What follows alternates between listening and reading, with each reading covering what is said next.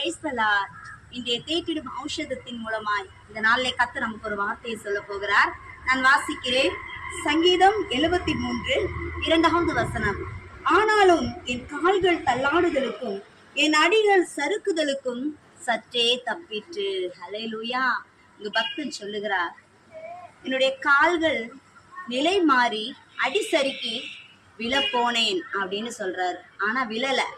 அவருடைய கால்கள் அடிகள் சறுக்குதலுக்கும் சற்றே தப்பிட்டு.